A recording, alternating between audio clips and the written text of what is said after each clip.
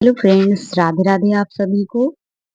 तो आज हम इस वीडियो में बात करेंगे कि जो भी फर्स्ट ईयर में जो भी बच्चे एडमिशन लिए होंगे बीएससी नर्सिंग में, पहले तो उनको बेस्ट ऑफ लक। आपकी न्यू जर्नी स्टार्ट हो रही है एंड मैं ये आपके साथ शेयर करना चाहती हूँ है मेरे अपने एक्सपीरियंस के अनुसार।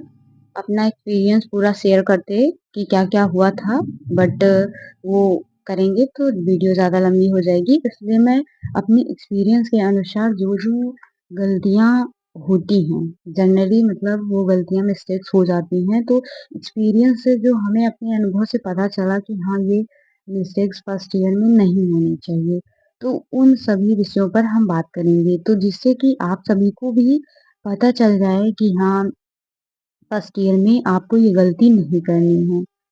तो हमारे एक्सपीरियंस और टिप्स के अनुसार अगर आप भी जान जाओगे पहले से एडवांस से, तो आपसे वो गलतियाँ नहीं होंगी। तो वीडियो को ज़रूर एंड तक देखिएगा, जिससे कि आपको पूरा तरीके से समझ में आ जाए कि क्या करना है क्या नहीं। तो पहले तो हम बात करेंगे कि थोड़ा आपको अपने एक्सपीरियंस की कि थोड़ा तो प्रॉब्लम होती है, बट कोई नहीं, सब हो जाता है। और मतलब आपको थोड़ी दिक्कत हो रही होगी इंग्लिश वगैरह या लिखने में या नोट्स वगैरह बनाने में, बहुत सारी, क्योंकि शुरू-शुरू में बहुत सारा वो होता है। मुझे तो वैसे मैं बहुत सारी चीज़ें नहीं जानती थी, जो इसमें आके अब पता चला कि हाँ, ये भी होता है। पर अब मैं आप लोगों के साथ शेयर कर रही हूँ जो गलती आपको नहीं करनी है। तो फर्स्ट चीज़, पहली बात तो ये कि आपको अपनी कोई भी चीज़, फाइल्स होती है या असाइनमेंट्स दिया जाता है, कुछ भी मतलब खुआना नहीं है। मतलब वो गुम जाए ऐसा ना हो आपके साथ कि आप उसे घर पे लाके रख दो और उसके बाद जब अगली बार माँगा जाए 6 महीने बाद, तो आप बोलो कि खो गई। तो खो गई तो आपको लोड बढ़ेगा। सबसे फर्स्ट चीज़ कि आपको अगर कोई भी असाइनमेंट दिया जाता है, कोई भी फाइल बनाने के लिए दिया जाता है, नर्सिंग केयर प्लान हो गया, हेल्थ एजुकेशन हो गया, डेमोन्स्ट्रेशन, ऐसे बहुत सारे टॉपिक्स आपको मिलेंगे असाइनमेंट्स में, वाइटल साइंस, वुंड और काफ़ी सारे ऐसे ही टॉपिक्स आपको एक के बाद एक दिए जाते रहते हैं बीच-बीच में, तो उन्हें कंप्लीट करना होता है। तो आप मेरा एक सजेशन है कि आप उसे टाइम से कीजिए। जैसे आपको फर्स्ट एक असाइनमेंट मिला, तो आप उसे पूरी तरह से कंप्लीट कर लीजिए। क्योंकि अगर आप उसे अच्छे से मतलब फर्स्ट बार में ही कंप्लीट कर लेते हो, तो उससे ये होगा कि आपको ही अच्छा होगा। क्योंकि बाद में एक के बाद एक बढ़ता जाता है, तो लोड हो जाता है और फिर ज़्यादा हो जाता है, तो कंप्लीट भी नहीं हो पाता, आप चेक भी नहीं करा पाते हो।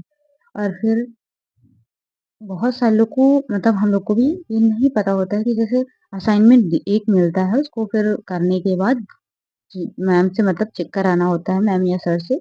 चेक कराने के बाद आप उसे अपने घर पे लाके रख देते हो, क्योंकि वो चेक करने सबमिट होता है, फिर वापस आपको मिल जाता है, तो आप घर पे लाके रख देते हो और फिर उसके बाद वो खो जाती है।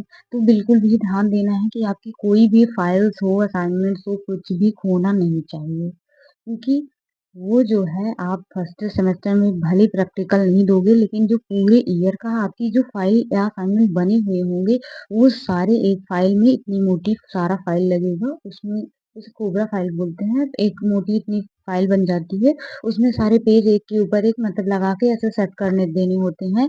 फिर जो सेकंड सेमेस्टर में आपका प्रैक्टिकल होता है, उसमें ये फाइल लेके जानी होती है।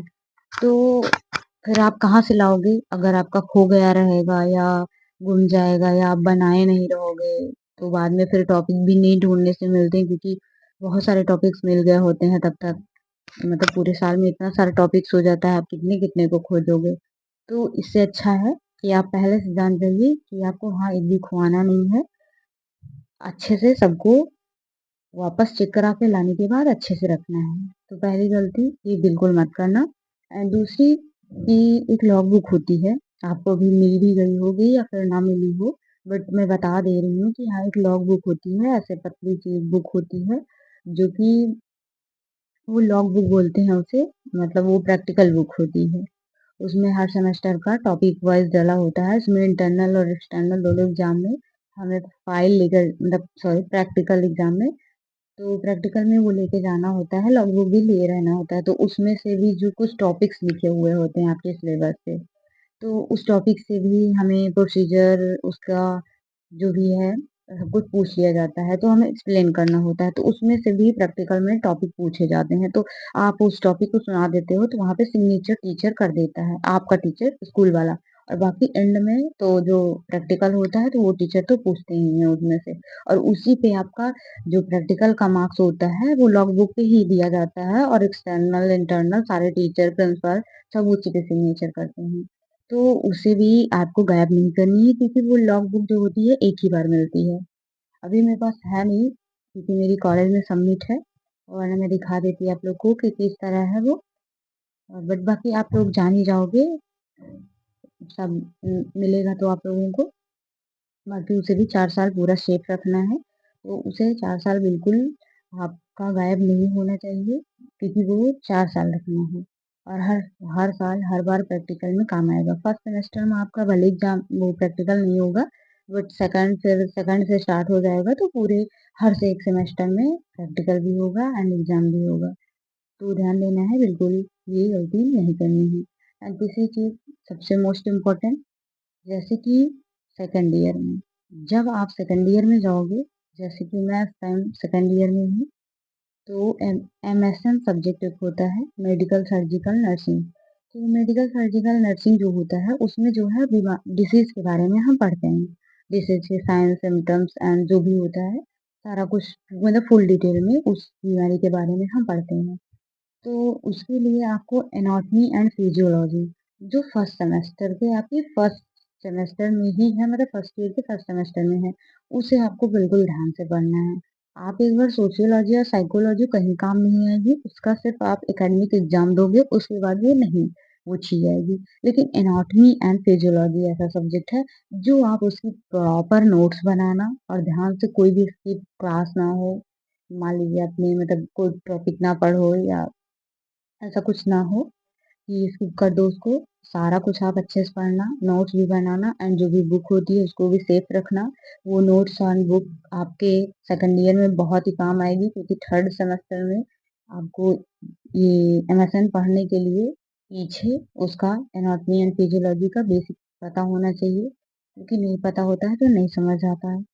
तो हमने भी ये बुक अभी रखी हुई है, बुक एंड वैसे तो सभी बुक रखे हैं मेरे पास, एंड तो बुक रहेगा एंड नोट्स भी, या नहीं है तो बुक, तो नोट्स तो बनाया है फर्स्ट सेमेस्टर में, तो वो आपके पास रहेगी, बाद में आप उसे देखकर मतलब दोबारा भी रिवीजन कर सकते हो। तो कहने का मतलब कि ये आपको उसे भी ध्यान से पढ़ना है, और बिल्कुल फर्स्ट ईयर हो या फिर पूरा साल हो, आपको ये ध्यान रखना है कि 50 नंबर से आपके ज़्यादा मार्क्स आने चाहिए, क्योंकि आप अगर 50% मार्क्स नहीं लाते हो तो आपकी बैक लग जाती है।